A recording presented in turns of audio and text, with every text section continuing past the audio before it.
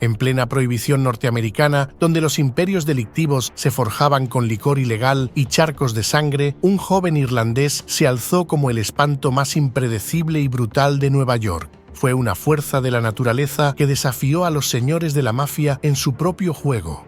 Pero su legado de terror no se selló con homicidios rutinarios, sino con una escena que conmocionaría a toda una sociedad. Una lluvia de 60 balas que dejaba a 5 niños inocentes malheridos y tirados en la acera, uno de ellos muerto.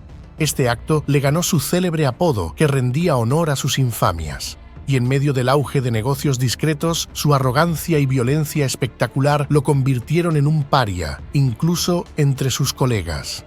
Este es el relato de un hombre que, siendo tan joven, se creyó invencible. Vincent Cole, alias Perro Rabioso.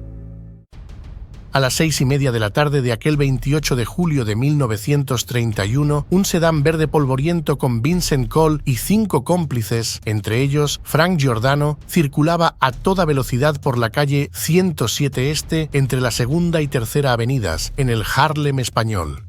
Hacía demasiado calor y un puñado de niños jugaban en las aceras y cerca de una boca de incendios.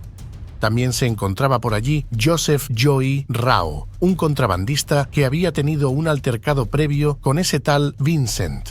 El vehículo en cuestión se detuvo bruscamente y sus ocupantes descargaron una salvaje ráfaga de aproximadamente 60 balas sobre los desprevenidos transeúntes.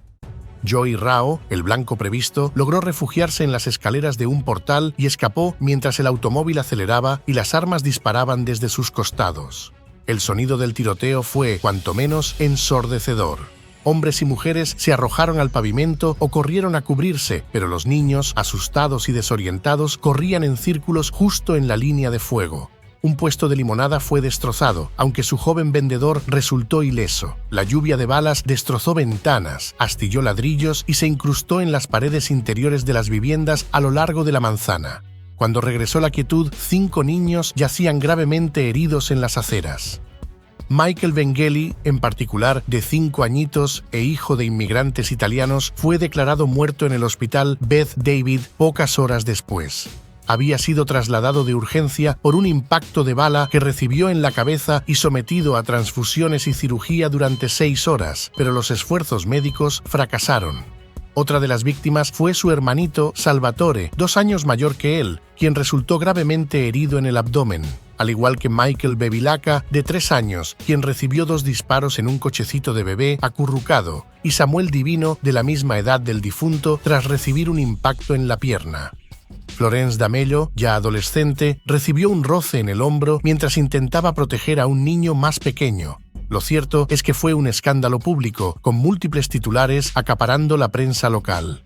Tal era la consternación que la línea editorial de uno de esos periódicos se animó a publicar lo siguiente. Mira estas fotos, representan tu último logro. ¿No reconoces a los niños? No tuviste tiempo de detenerte a mirarlos, ¿verdad? Te moviste lentamente por esa calle, lentamente para poder gastar más balas. Y Michael Vangeli, de 5 años, detuvo unas con su pequeño cuerpo. Este bebé luchó duro por vivir, pero falleció. Como consuelo, encontrará rápido el cielo, un lugar que tú nunca verás. Y si Michael Bevilacqua, de casi 3 años, muere por las heridas en su espalda, significará más sangre en tus sucias manos. Toma, rata, enmarca esto, pues es tu obra maestra. Y como bien se dijo, la mente detrás de tan lamentable espectáculo fue Vincent Cole, quien fue parte de un equipo de ametralladoras y, por si fuera poco, el principal autor intelectual. Ese mensaje público cargado de indignación iba directo a él. Lo que no sabía en ese entonces es que la condena pública lo pondría directamente en el radar de sus colegas y de las autoridades. No nos adelantemos tanto. Su origen data del mismo mes de este incidente, pero el día 20 y en el año 1908, en la pequeña localidad de Gweedore, condado de Donegal, Irlanda, en el seno de una familia católica irlandesa. Su nombre real era Winsean O'Colla, era el 7º de 8 hijos y, según el periodista Brendan Delap, redactor de un libro biográfico sobre él, comenta en su obra lo siguiente. Aunque los tiempos eran difíciles, los antepasados de Vincent eran considerados muy respetables, siendo la única mancha en su historial su reputación de apropiarse de tierras. Cabe destacar que ese era uno de los distritos agrícolas más pobres del país en aquella época y que la familia siempre llevó una vida sencilla, dependiendo principalmente de patatas, pescado y mariscos para su sustento. Eran conocidos por ser ambiciosos y trabajadores. Los lugareños cuentan que no dormían tranquilos por la noche solo por el temor de perder cualquier oportunidad de ganar dinero. Estaban tan abrumados que, a la edad de 1 año, emigró con su familia a Estados Unidos, estableciéndose en el vecindario del Bronx, en Nueva York. Esa no era una buena zona para reubicarse, había delincuentes y vagabundos merodeando por la zona, algo que la policía permitía sin mayores aspavientos. Y si la familia no tuvo éxito en la Irlanda rural, tampoco pasó en Estados Unidos. Su madre falleció de tuberculosis cuando él tenía escasos 8 años y 5 de sus hermanos murieron antes de que él cumpliera 12 años, dejándolo a él y a su hermano mayor, Peter, como los principales sobrevivientes. Su padre trabajaba como obrero en medio de los desafíos enfrentados por los inmigrantes irlandeses. Todos soportaron una pobreza severa en los atestados inquilinatos del Bronx, agravada por la discriminación generalizada de principios del siglo XX.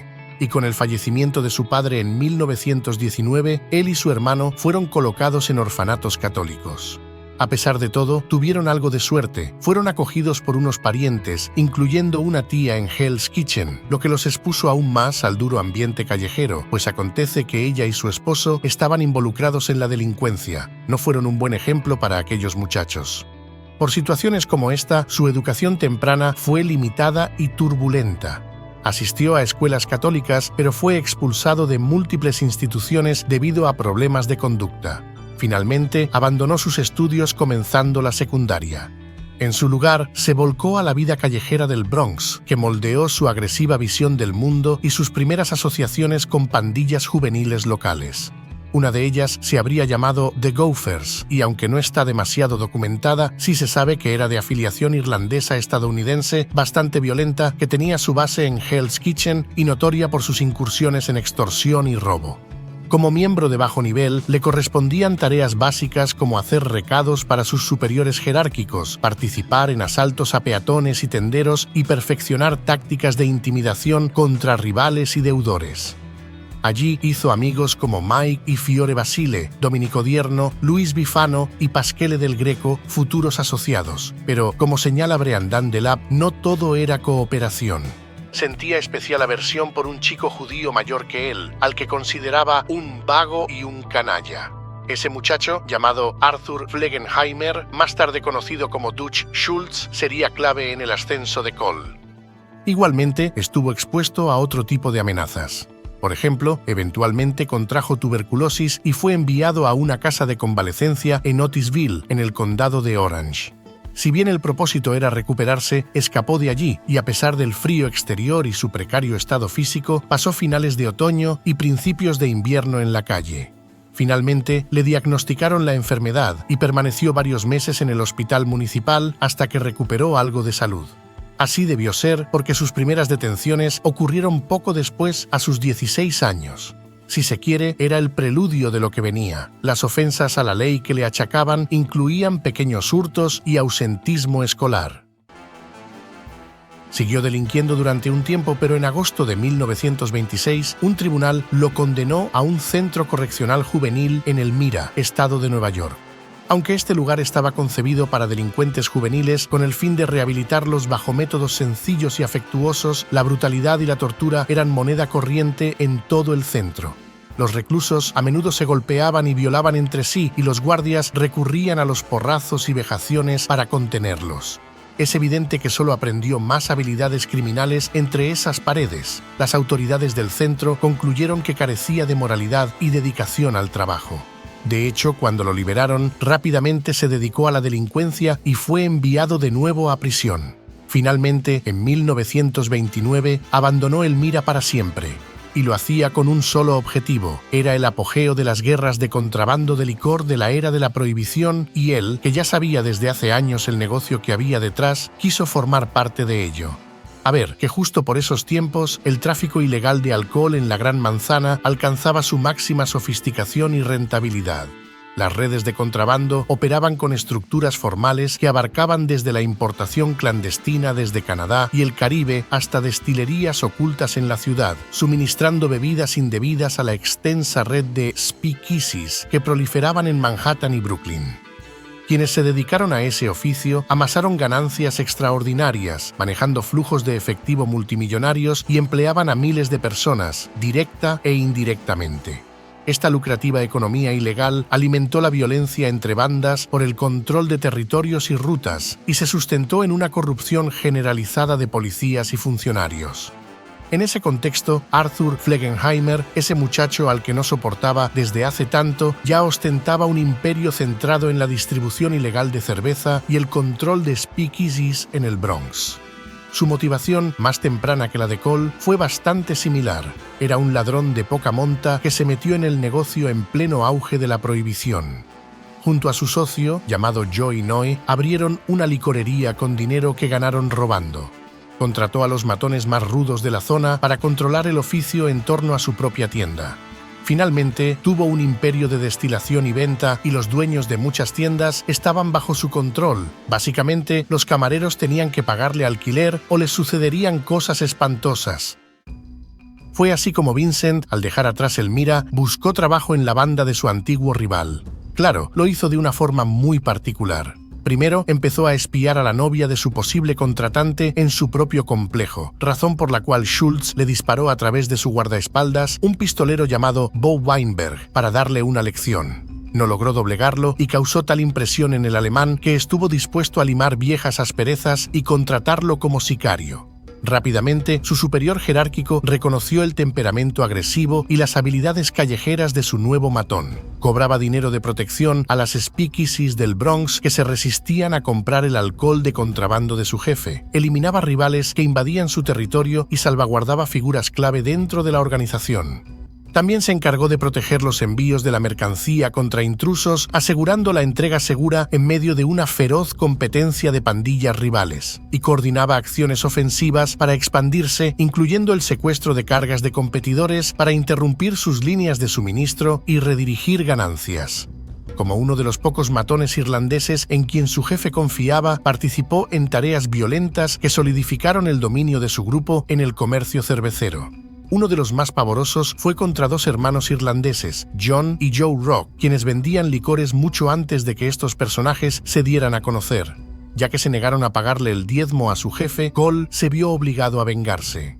Según recoge Brendan Delap, Cole mandó a secuestrar a Joe Rock y lo golpeó hasta hacerlo papilla. Lo colgó de un gancho de carnicero por los pulgares y le vendó los ojos con una gasa impregnada con las secreciones de una infección de gonorrea. La familia de Rock tuvo que reunir un rescate de $35,000 para recuperar su cuerpo apaleado. Quien se retiraba del tráfico de licores era ahora un hombre ciego, enfermo y destrozado.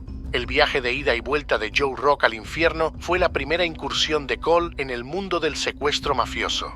No ocurrió lo mismo con John porque, para su fortuna, se retiró del negocio antes de estos hechos tan salvajes. Lo hizo persuadido por el mismo Vincent, de quien se decía en aquel entonces que mantenía un estilo de vida modesto, residiendo en apartamentos del Bronx mientras comenzaba relaciones con mujeres conectadas a Lampa. Todo parecía ir muy bien hasta que dejó de ser así. Él tenía sus ambiciones y no planeaba trabajar toda su vida para llenar los bolsillos de alguien más.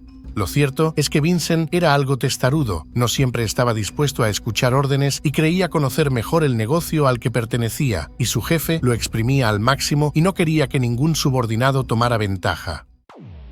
Así las cosas, él y otro gángster llamado Carmine Varelli perpetraron un robo importante a espaldas del jefe. Él se encargó de la mayor parte de la planificación y los preparativos, pues creía que la mayor parte del botín, $18,000 para ser exactos, sería para él, a la par que su colega pensaba dividirlo equitativamente.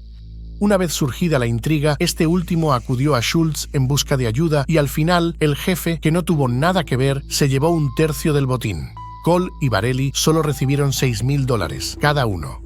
Vincent no estaba para nada contento, así que dejó a su empleador solo, sin previo aviso.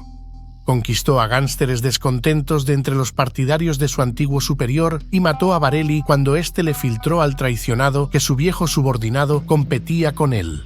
Cole comenzó a intimidar a los cantineros que pagaban cuotas de protección a su nuevo rival, insistiendo en que debían entregarle sus diezmos de ahora en adelante. Luego, 6 camiones de licor de su ahora enemigo fueron secuestrados. La propia policía creía que estaba haciendo un buen trabajo acosando a Schultz, y así estallaba una sangrienta guerra entre ambos, en la que murieron varias decenas de personas. Fue en medio de semejantes disputas que los secuaces de Dutch asesinaron a su hermano Peter. No tenía el arrojo ni la ambición de su hermano, pues era un delincuente común. Sin embargo, jugó un papel importante, ya que, según los rumores, logró apaciguar varias veces el temperamento de Vincent. Él era 1 año y medio mayor y, por añadidura, muy reservado e introvertido.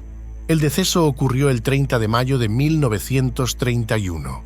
Esperaba un juicio por haber violado la ley Sullivan tras haber sido puesto en libertad bajo una fianza por $2.500 solo 9 días antes.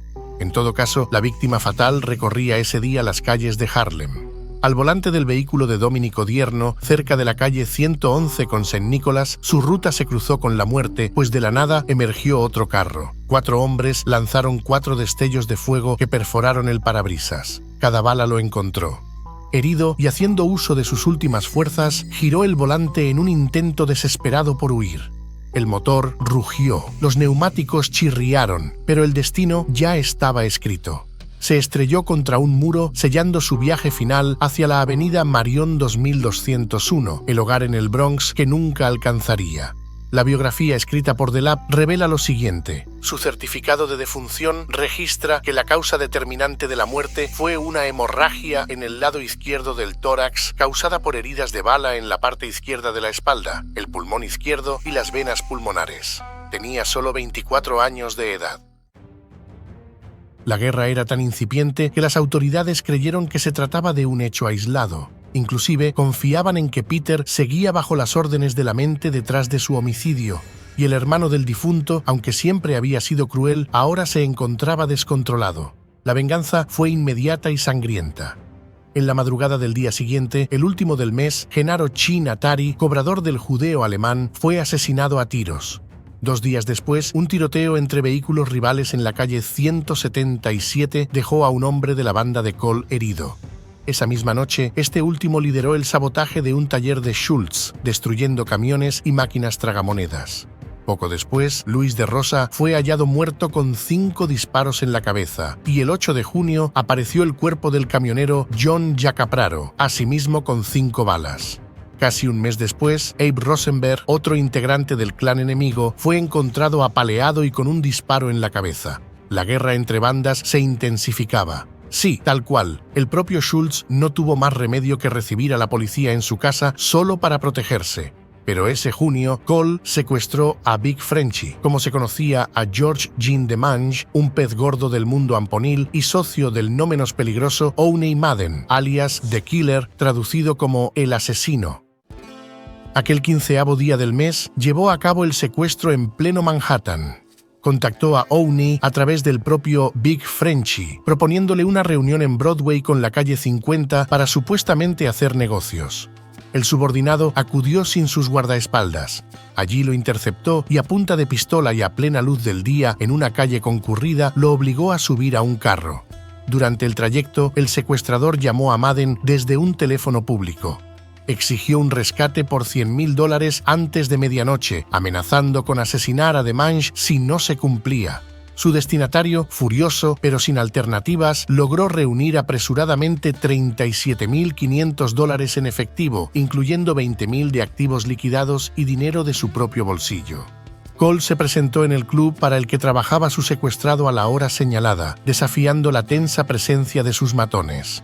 Recogió el dinero, despreció la cantidad como insuficiente y advirtió al pagador que, a pesar de ser un delincuente de alto perfil, su pobreza era vergonzosa. Liberó al rehén ileso 2 horas después. El secuestrado, fiel al código de silencio de la mafia, se negó a cooperar con la policía y las autoridades. Por su parte, negaron oficialmente que algún crimen hubiera ocurrido. Este acto reforzó la temible reputación del secuestrador, pero intensificó la guerra abierta con la facción de Madden y Schultz. De hecho, el primero de ellos anunció rápidamente una recompensa de $50.000 por su cabeza. Poco después, Cole robó a un sujeto llamado Billy Warren, un, digamos, banquero para corredores de apuestas y jugadores. Era tan descarado que podía llevar $200,000 escondidos en su abrigo para prestarlos a quien los necesitara con un interés exorbitante. Vincent y un asociado se toparon con Warren desde el noroeste y este último se vio obligado a entregar los $83,000 que cargaba encima. A Owney no le gustó este incidente. Al parecer, el ladrón del banquero estaba causando demasiados problemas, molestando a la gente y perturbando los negocios. Además, su especialidad, el secuestro, estaba pasando de moda, pues era muy escandaloso y mediático. Los mafiosos de la nueva era preferían hacer su trabajo discretamente y fingir ser simples empresarios. Un hombre intrigante y arrogante como Cole no encajaba bien en el nuevo estilo, y como prueba de ello, el intento de homicidio que padeció Joey Rao, del que ya habíamos hablado. Este, enemigo personal suyo, no murió, pero las víctimas fueron unos inocentes niños que con su dolor y agonía colocaron los focos directamente sobre su perpetrador. Además de las líneas editoriales condenatorias, los neoyorquinos en general comenzaron a apoyar la pena de muerte contra los mafiosos. Incluso hablaban de crear escuadrones de justicieros para acabar definitivamente con sujetos como esos, ya que la policía parecía incapaz de hacerlo. Hasta el alcalde Jimmy Walker hizo célebre una expresión que pasaría a ser su apodo. Lo calificó de Mad Dog, perro rabioso, en español. Por su lado, los propios gánsteres no estaban muy contentos con este cambio de aires y con la estridencia de colegas como él. Estaba perjudicando el negocio. Schultz, personalmente, ofreció otra recompensa de $50,000 por su cabeza, jurando eliminarlo a como diera lugar. Este incentivo atrajo a asesinos a sueldo, deseosos de reclamar aquel jugoso monto y el anterior. Contado a ello, la policía lo perseguía furiosamente. Michael Vangeli fue noticia nacional y al mismo tiempo la gota le colmó el vaso. Como resultado inicial, la policía abatió a varios sospechosos. La mayoría eran personas afroamericanas, unas que no tenían nada que ver con lo ocurrido. Se enviaron detectives a la zona de población italiana, pero apenas lograron sonsacarles una palabra a los lugareños, quienes respetaban la omertá, la ley del silencio. Como medida desesperada, los detectives fueron a buscar al propio Joey Rao para que esclareciera las cosas. Resulta que acababa de abandonar a Dutch Schultz para unirse al jefe de la mafia siciliana, Ciro Terranova. Había sobrevivido a varios intentos de asesinato. El historiador Richard O'Connor sugiere que los policías descubrieron una verdad inquietante. Sabiendo que podía ser asesinado en cualquier momento, se decía que Rao siempre guardaba un puñado de centavos para distribuirlos entre los niños de la cuadra que rodeaba su cuartel general, el Club Social Helmar, para estar siempre rodeado de los más juguetones e hiperactivos y que los pistoleros se arriesgaran a que sus disparos alcanzaran a uno de ellos. Sí, suena horrible, sin que nada sea imposible. Al final, la policía no logró reunir suficientes pruebas contra Cole, pero querían acusarlo de otro delito, posesión ilegal de arma de fuego. Dado que ya había sido condenado por eso, ya no se consideraba una falta menor, sino una grave. De todos modos, a él no le hacía mucho ruido todo aquello, pues estaba moviéndose en dos direcciones. La primera fue en el marco de las crecientes tensiones posteriores a la Guerra de Castellamarese, en la que Salvatore Maranzano, el autoproclamado jefe de jefes de la mafia neoyorquina, lo contrató para liquidar a Charles Lucky Luciano, viéndolo como una amenaza directa. Le ofreció un adelanto de $25,000, aceptando inmediatamente para ampliar su influencia más allá de su disputa con Dutch y Owney. Maranzano convocó a la potencial víctima a una reunión en su oficina de Park Avenue, planeando que Vincent llegara poco después para cumplir su cometido. Sin embargo, este plan, meticulosamente preparado, resultó innecesario, pues el objetivo original se enteró de los planes por boca de Tommy Luchés. Semejante información llevó a Luciano a atacar primero, organizando un golpe preventivo contra el contratante. Sus hombres, incluido Samuel Red Levine, ejecutaron a Maranzano en su oficina del 230 de Park Avenue, en lo que se conoció como la Noche de las Vísperas Sicilianas.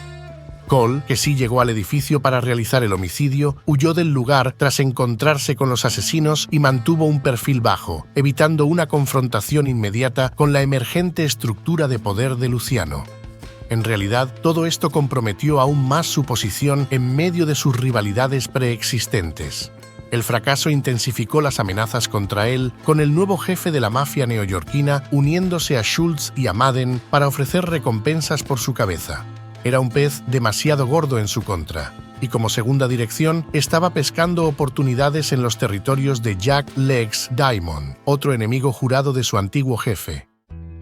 Los negocios de Diamond no prosperaban como antes y él ideó una estrategia para ayudarlo y en el proceso beneficiarse. Primero, se asociaría con él para contrabandear alcohol y una vez que ambos estuvieran bien establecidos y por encima de las demás bandas, podría eliminarlo y apoderarse de su parte de la empresa. Su nuevo socio frecuentaba el asentamiento urbano de Albany, la capital del estado de Nueva York, y las actividades que él llevaba a cabo allí atrajeron la atención policial. Los hombres más temibles de su grupo fueron encarcelados y por ese motivo tuvieron que hacer un nuevo acuerdo, uno en el que Cole se comprometía a reunir fondos para mantener a Diamond fuera de la cárcel. Para lograrlo, consideró que un secuestro le proporcionaría el dinero. Planeó raptar a un individuo llamado Connie Immerman, dueño de un club nocturno muy respetado entre los criminales locales. Empero, por error, capturó a su hermano George. Aún así, logró obtener $25,000, una suma considerable que dejó satisfecho su colega. La cooperación funcionó bien para ambos al principio, pero posteriormente las fuerzas del orden comenzaron a asaltar sus bares clandestinos. Y como si no fuera suficiente, varios rivales trataron de canibalizar sus territorios. Por eso, decidió realizar una acción un tanto desesperada para asegurar que se le volviera a respetar. Asesinó a Joe Mullins, capataz del punto de recogida y jefe de control de los barriles de cerveza vacíos del imperio de su viejo jefe y actual enemigo. Por lo que se cuenta, ese hombre estaba conversando tranquilo en el garaje con Whitey Connors y mientras encendían sus cigarrillos, ambos escucharon un frenazo. Alguien gritó desde la calle: «¿Quién de ustedes es Joe Mullins?». El aludido entregó a su asistente un fajo de papeles y se dirigió a ellos. En una de esas sonó un disparo y Mullins se tambaleó antes de desplomarse. Luego sonaron 2 disparos más. Lo estaban rematando. Para cuando Connors lo alcanzó, su socio yacía inconsciente en un charco de sangre. Fue trasladado urgentemente al Hospital Morrisania, donde falleció en la mesa de operaciones poco después.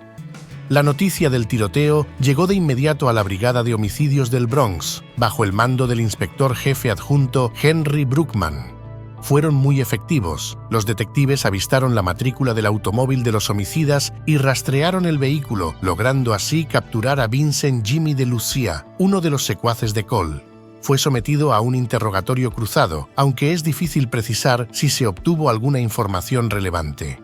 Resultó más significativo que hallaran en su poder una pequeña etiqueta de papel con un número telefónico anotado. Esta cifra ayudó a los investigadores a identificar uno de los apartamentos donde residían varios ayudantes del gángster. Tras apresar a un eslabón de esa cadena, localizaron al siguiente. Después de registrar el primer piso, descubrieron el otro, y después de tanto, capturaron al propio Vincent. Él se mostró sereno al ver a los agentes. Naturalmente, sentía mucho más miedo por un escuadrón de asesinos al servicio de cualquiera de sus 3 enemigos.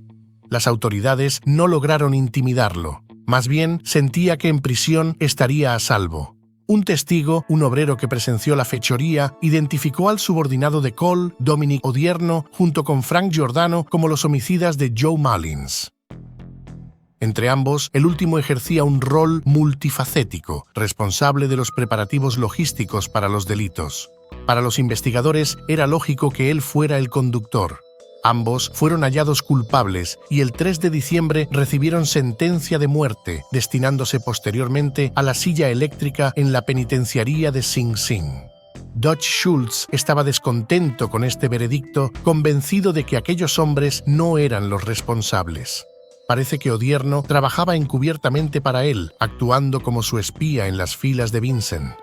Antes de su ejecución, le hizo llegar cigarrillos y víveres frescos a su celda. No era probable que fuera tan generoso con un simple secuaz de su enemigo sin tener un motivo oculto.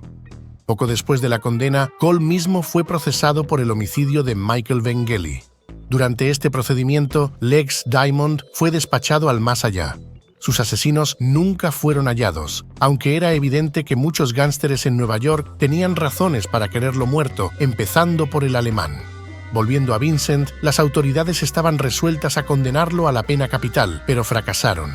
Su abogado logró persuadir al jurado de que el principal testigo de la acusación no era confiable. Por consiguiente, tras todo el proceso, no tuvieron más opción que declararlo inocente. Por supuesto, la prensa y sus lectores estaban indignados cuando se supo que estaba libre. El 11 de enero de 1932 fue detenido nuevamente. Los agentes alegaban que había ordenado a sus subordinados asesinar a Dutch. Fue una maniobra torpe, pues ese sujeto permanecía vivo y saludable. En realidad, no tenían pruebas en su contra. Como era de esperarse, tras un breve periodo, lo liberaron, pero las instituciones estaban cada vez más determinadas a emprender una persecución seria contra él. Simultáneamente, los periodistas escribían extensamente sobre la sangrienta guerra que libraban ambos malhechores. Sus colegas, como tantos otros, leían los periódicos y, cansados del cerco mediático, comenzaron una contienda. El primer día de febrero, los seguidores del judeo alemán ultimaron a 2 miembros de la banda enemiga en su propia residencia. Allí yacían los cuerpos acribillados de Patsy del Greco, la principal sirvienta de Cole, Fiore Basile, exconvicto y hermano de otro allegado suyo, Mike, y Emily Torricello.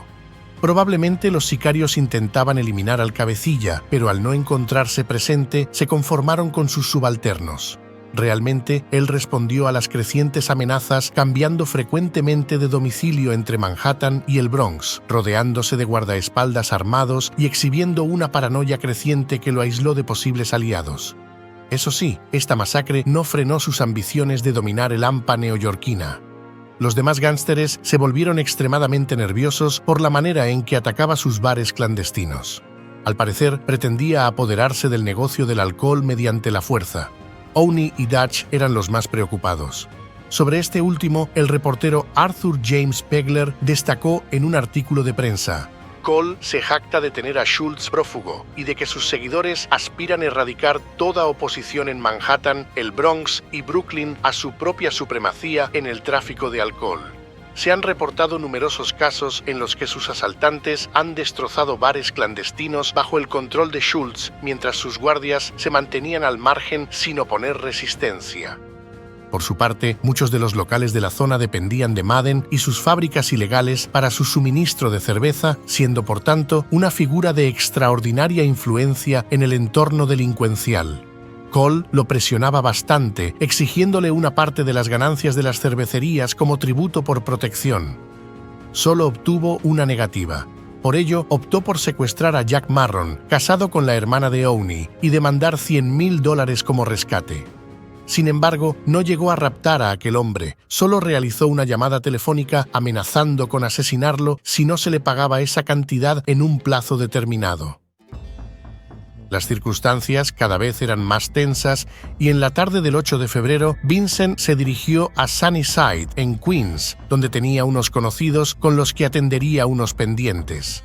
Al regresar, él y su guardaespaldas entraron en la farmacia London Chemists, ubicada entre la 8ª Avenida y la calle 23, en Manhattan.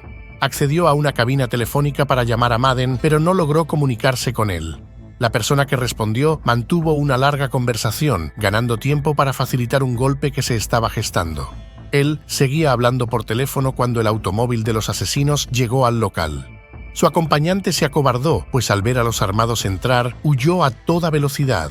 Los homicidas apuntaron sus armas de fuego directamente hacia la cabina, de espaldas a su fatal víctima con buena puntería. La charla a distancia continuaba cuando 15 balas lo acribillaron, desplomándose sobre el teléfono con su cuerpo destrozado por proyectiles en la cabeza, pecho, abdomen, brazos y piernas. Leonard Scarnicci y Anthony Fabrizio fueron los ejecutores, con Bo Weinberg conduciendo. Sí, Dutch Schultz era la mente detrás de todo.